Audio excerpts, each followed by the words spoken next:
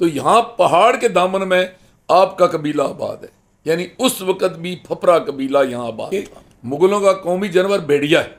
मेरी नस्ल जो है ना, तुम्हारी नस्ल के लिए अपनी खाल उतरवा दी। वो कहता मैं 17 दिन में यूनान से साल्ट रेंज में पहुंचूं, और साल्ट रेंज से मैंने दरिया क्रॉस किया 17 दिनों में। उसके तो अपने हाथी और उसकी अपनी सेंस उसको धोखा देगी।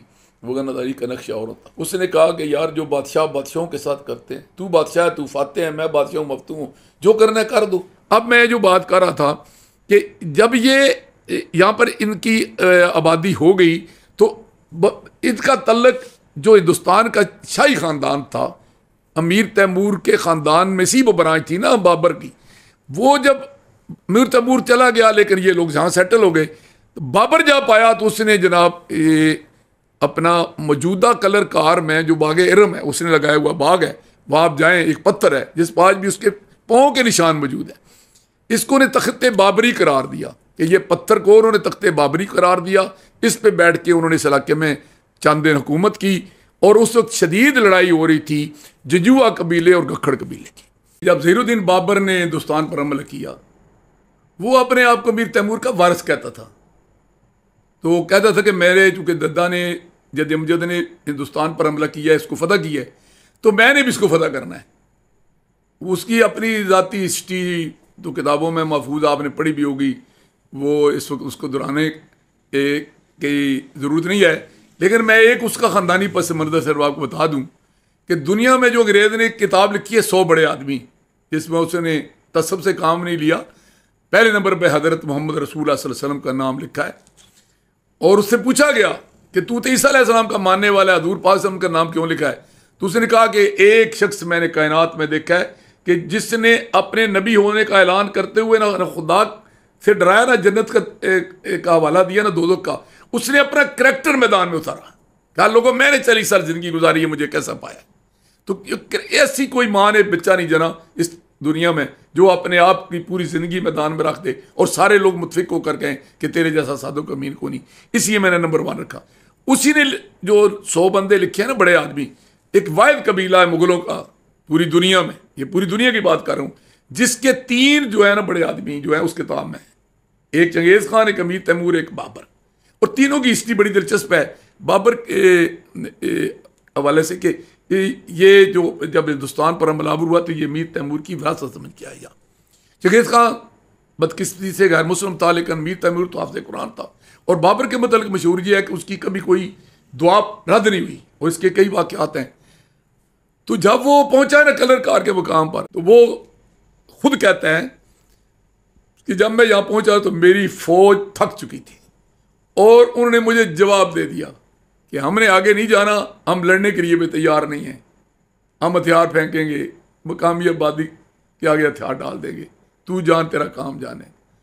लेकिन उसने उन्हें कहा कि खुदा के लिए तुम पर्दे में रहने दो, मैं तुम्हें लड़ाता भी नहीं, आगे भी नहीं ले जाता, यहाँ डेरा लगाते हैं, जब तक यहाँ अच्छा वक्त होता है गुजारो, फिर देखेंगे क्या करना है।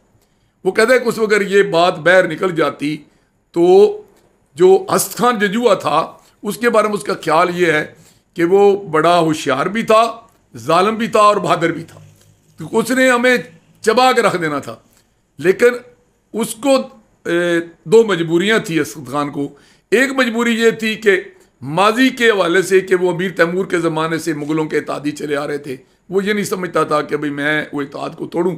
दूसरा ये समझता था कि मंगोल जब भी आते हैं जाकर ये इनका ठिकाना तो हिंदुस्तान होता है, तो मैं और रास्ते में उनके लिए रुकावट बना तो ये मेरे लिए मसैल पैदा करेंगे। दूसरी ये कि उसको जंग गखड़ों के साथ शुरू थी। अच्छा, अब जो है ना ये 2 कबीलों के पे मैं थोड़ा सा रोशनी डाल दूँ। जजुआ के बारे में मैंने जैसे अर्ज़ किया ना कि आज का भी और मादी का भी एक मुतबरक मकाम है उनका हिंदुओं का, वो है कटास जो असदन शाह के पार, वो देखने वाली जगह है। उस सारे कदीमा वालों ने उसको महफूज भी किया हुआ है। हिंदू यात्री बड़े आते हैं, और उनका जो सबसे बड़ा फ़िरका है हिंदुओं का, उसका ये उसका समझे ये गोल्डन टेम्पल है। तो ये उनका हेडक्वार्टर था गखड़ों का। ये किले भी मलोट वगैरह, ये कुछ और ये जो गिरजाख और नंदना, ये उन्हीं के किले थे। यानी जिस वक़्त सिकंदर आज़म यहाँ आया उस वक्त जजुआ की यहाँ हुकूमत थी। ये हिंदू मजहबन हिंदू थे, नस्ल राजपूत थे और ये साल्ट रेंज के मालिक थे, हुक्मरान थे, सदियों इनकी यहाँ हुकूमत रही।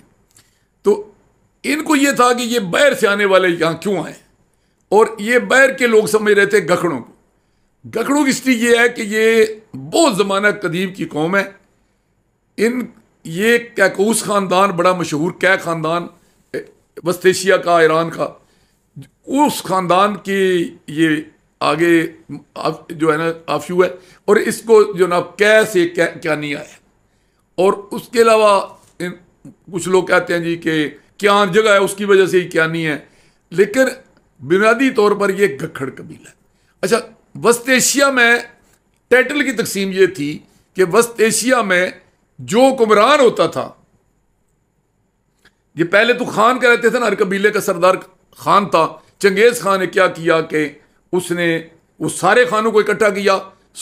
एक कबीले को उसका अपना सरदार था, 99 कबीले के बाकी लोग जो नस्लन ही मंगोल थे, कोई तुर्क था, कोई ततारी था, कोई उज़्बेक था, कोई ताजिक था, उन सारों को मिलाकर खानों को कहा कि तू अपने कबीले का खान, मैं तुम सबका बड़ा खान, खाने आजम।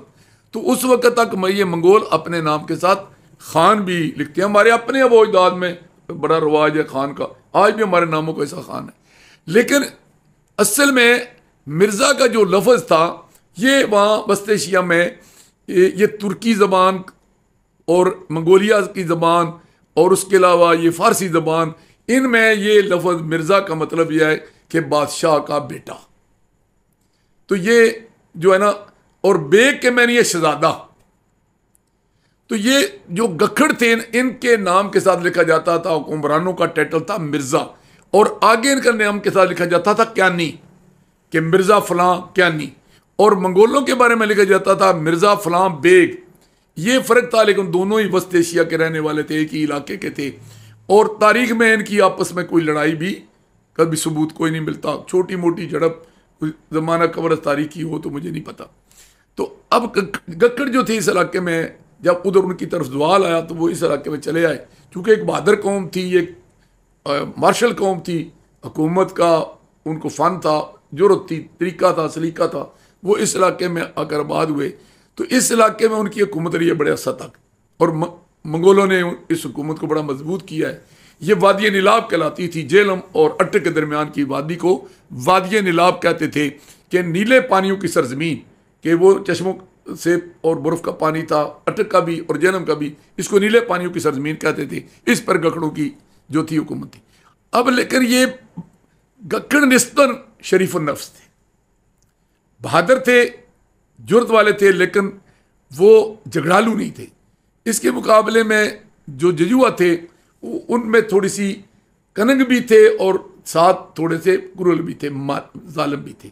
तो उनका ख्याल ये था कि हम गखड़ों को मार भगाएंगे, और वो हमलावर हुए।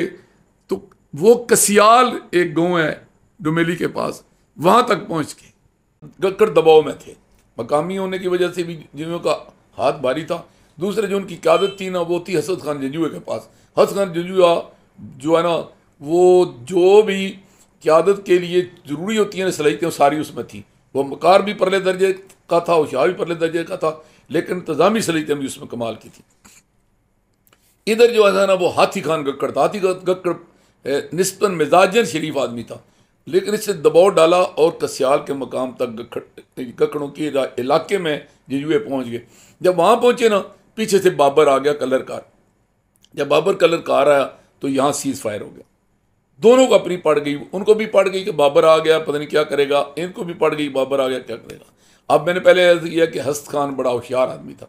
वो चला गया बाबर के पास, उसको कहा कि यार जैसे हमारे अबो अजदाद ने अमीर तैमूर का साथ दिया था, ऐसे हम तुम्हारा देंगे। लेकिन यहाँ एक बड़ी मतलब है जो है ना, गलत किस्म की उसने बहुत ज़्यादा गिला गोई की कि ये गखड़ बड़े ये हैं, बड़े वो हैं, फलां हैं, ये आपको वो कोई नहीं मानते शानते और बहुत बड़े खिलाफ हैं। अगर आप मेरा साथ दें तो उनका किला कमा करें और उनको यहाँ से भगाएं, और जो है ना बड़ा माल है उधर तो बड़ी ये है वो। उसने पूरा बाबर को ना अपने शीशे में उतारने की कोशिश की। लेकिन बाबर के साथ जो इब्राहिम खान खाना जैसा जो था ना, मतलब है अतालीक, वो दुनिया का ज़हीन तरीन आदमी था। मुग़लों में एक ये था कि एक साथ साथ जैसे है ना अपना ये सऊदीया में कि एक शाही ख़ानदान है जो हुकूमत करता है, एक आले शेख है जो दीन का काम करता है। इस तरह मुगलों में था कि एक ख़ानदान मुगलों का हुकूमत करता था, एक उनके साथ उनकी सरपरस्ती करने वाले लोग थे जो उनके मशीर थे, चीफ समझे एडवाइज़र थे एक किस्म के। तो इब्राहिम खान खाना दुनिया का ज़हीन तरीन आदमी था। और ये बाबर के साथ, जब बाबर जो है ना वो बच्चा था, 12 साल की उम्र में घर से भागा था, तो ये भी उसके साथ था। तो ये बड़ा उसका बेहतरीन दोस्त था। उसने कहा यार इनकी बातों में मत हो, ये उनके मुखालिफ हैं, उनकी तरफ से भी पता तो चले कि वो क्या करते हैं। तो इब्राहिम खाना के मशवरे पर बाबर ने क्या किया कि एक फूल और एक तलवार देकर अपना वफ्द भेजा हाथी खान गखड़ के पास। जब हाथी खान के पास पहुंचे, उनका ख्याल था कि अगर ये फूल कबूल करेगा तो सुलह, और अगर तलवार कबूल करेगा तो जंग। तो वो भी तो हुक्मरान था ना, उसने क्या किया, दोनों कबूल कर लिए कि मैं लड़ने के भी तैयार हूँ, दोस्ती के भी तैयार हूँ। अब भी बाबर सोच ही रहा था, तो उसके मशीरों ने उसको मशवरा दिया कि अब तुम्हारी तरफ से जो है ना वो होनी चाहिए। वो बैठा है वहाँ जंजुओं के इलाके में, तो जंजू इसको कोई पट्टी पढ़ाएंगे, तुम्हारे लिए बड़े मसाइल पैदा होंगे, तो आप ऐसा करें कि मंगोलों की दुश्मनी महंगी पड़ेगी। तो आप तो हम ज़बान भी हैं, हम नस्ल भी हैं, हम इलाका भी हैं, तो आपकी किस्म की बरादरी है, आप वो भी मिर्जे हैं, आप भी मिर्जे हैं, तो आप ऐसा करें कि आप रब्ता करें। तो वो अपने पोतों को, बेटों को और अपने काबीनों को लेकर वो बाबर के पास पहुंच गया, अपना तोहफे तहफ लेकर वहाँ कलर का। जब वो वहाँ पहुँचा तो वो बात है इब्राहिम खान खाना की सही साबित हुई कि वो तो बड़ी इज्जत के एहतराम के साथ पहुँचा। तो उसने वही कहा कि भैया हम तो पुराने तादी हैं, बिरादरी हैं, कोई ऐसा मसला नहीं, आपको जो हमारी मदद चाहिए हम के साथ हैं, लेकिन ये बड़े ज़ालिम हैं, जंजू बड़े ज़ालिम हैं। तो बाबर के उसके साथ एक बच्चा था जिससे बाद में तारीख सुल्तान सारंग खान के नाम से जानती है, बड़ा मशहूर नाम है सुल्तान सारंग खान। उसके करैक्टर के बारे में, उसकी सिफात के बारे में, उसकी बहादुरी के बारे में, उसकी जुर्रत के बारे में, उसकी वफादारी के बारे में किताबें लिखी जा सकती हैं। वो जो बच्चा था ना साथ, बड़ा प्यारा सा छोटा बच्चा वो था, वो साथ था। बाबर ने क्या किया कि उसने शेर की पुस्तीन पहनी हुई थी, ये जैसे 3 पीस सूट के अंदर वाला ऐसा नहीं होता, इस तरह की वो पहनते थे शेर की खाल की, कि वो गर्म जिस्म को गर्म रखती थी, और दूसरा वो थोड़ा सा शेर वाला तस्वर भी था। हालांकि मुगलों का कौमी जानवर भेड़िया है, उसकी वजह तस्मिया आगे किसी वक्त बताऊंगा कि मुगलों का भेड़िया क्यों है, वजह कौमी जानवर शेर क्यों नहीं है। मुगल को शेर को अहमियत नहीं देते थे, लेकिन बहरहाल वो उसने पुस्तीन पहनी हुई थी, वो शेर की खाल की थी, उसने वो उतार कर बाबर ने उस बच्चे को पहना दी। जब बच्चे को पहना दी तो सुल्तान हाथी खान ने कमाल का फिक्रा कहा। बाद दफ़ा ना मुँह से लफाज निकलते हैं, रब के नात उनको कबूल कर दे लेता है और वो तारीख बन जाती है। उसने कहा बाबर आपने मेरे बेटे के साथ, पोते के साथ अपने प्यार किया है, मेरी नस्ल जो है ना, तुम्हारी नस्ल के लिए अपनी खाल उतरवा देगी। तुमने शेर की खाल पेश की है ना, अपनी खाल उतरवा देगी, दोस्ती होगी बड़ी पक्की। तो वे फिर इनको जंजुओं को उसने पाबंद किया कि वापस हो। और ये जो आपको इधर गखड़ मिलते हैं ना कि संगोई के पार इधर उधर, ये बाद में गखड़ों के अपने इक़्तिदार के दौरान ये इधर आए, वगरना पहले जंजुए इनको इधर नहीं आने देते थे। पहाड़ के उस पार गखड़ थे, इस पार जो थे ना वो जंजुए थे, और इनके दरमियान वो दुश्मनी इतनी सदियों रही, इतनी सदियों रही। और उसके अगर वाक़यात लिखे जाएँ तो आज जंजुए और गखड़ लड़ पड़े ये।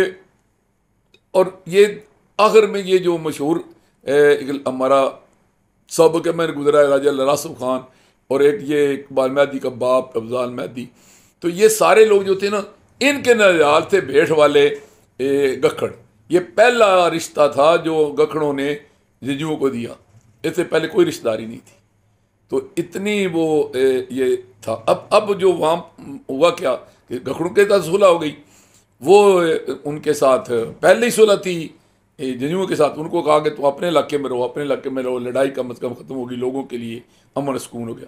अब जब दो ताकतें उसकी सपोर्ट में आ गई तो उसकी सिपा भी ताकतवर हो गई, ईरान वालों ने रेस्ट भी किया, अब वो वहाँ भी अच्छी थी, चश्मे थे, पहाड़ थे, वही माहौल उनका अपना इलाके का जो वस्त एशिया का था वो उनको मिला, वो तकड़े हो गए।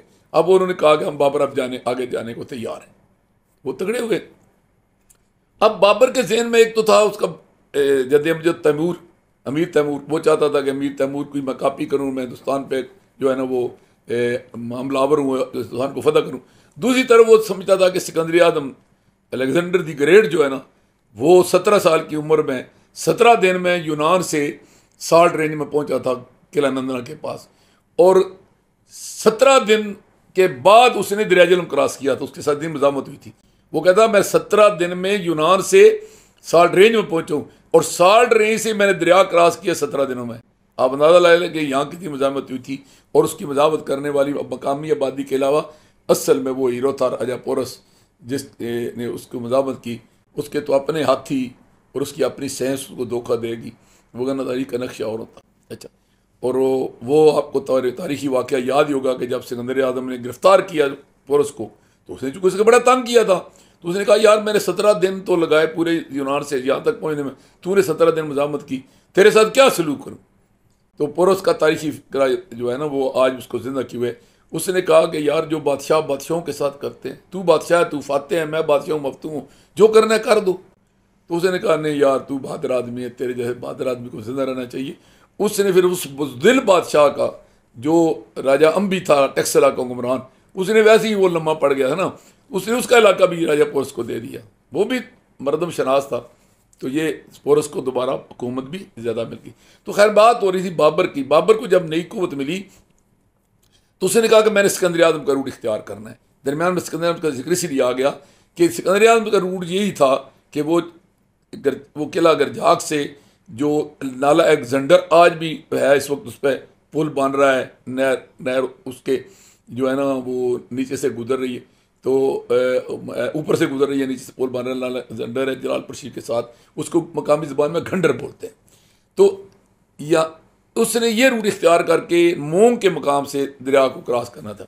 तो ओपी होते हैं जो रास्ते की निशानदेही करते हैं, फौज के जासूस होते हैं, उनको उसने भेजा। तो उसने जाकर वापस जवाब दिया कि जो उसका रूट है ना, वो आपको यहाँ उतरना पड़ेगा कलर कार से नीचे से होकर आपको मतलब किला नंदना से होते हुए गरजाक में और वहाँ से मोंग जाना पड़ेगा। तो यहाँ पहाड़ के दामन में आपका कबीला आबाद है। यानी उस वक़्त भी फपरा कबीला यहाँ आबाद था। यानी शाही ख़ानदान जो हिंदुस्तान का हुक्मरान है, उससे पहले के ये फपरा कबीला जो मंगोल हैं ये आबाद थे। ये तमूर के ख़ानदान से, यानी बाबर से पहले के ये यहाँ आबाद हैं। ये उस शाही ख़ानदान के रिश्तेदार ज़रूर हैं, लेकिन उनकी नस्ल से नहीं है।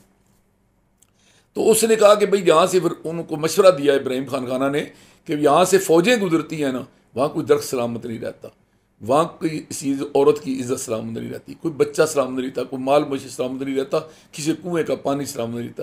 तो मेरा अपना कबीला आबाद है, तू ये इरादा दिल से निकाल दे, तू रूट इख्तियार कर मीर तैमूर का। वो मीर तैमूर का रूट वो था जो वो जो है ना उसने बेरा का इख्तियार किया था। तो ये बात हो रही थी, मैं वापस चलता हूँ कि इतनी लंबी दरमियान में इसलिए आपको बताई कि फफरा उस वक्त भी यहाँ मौजूद थे।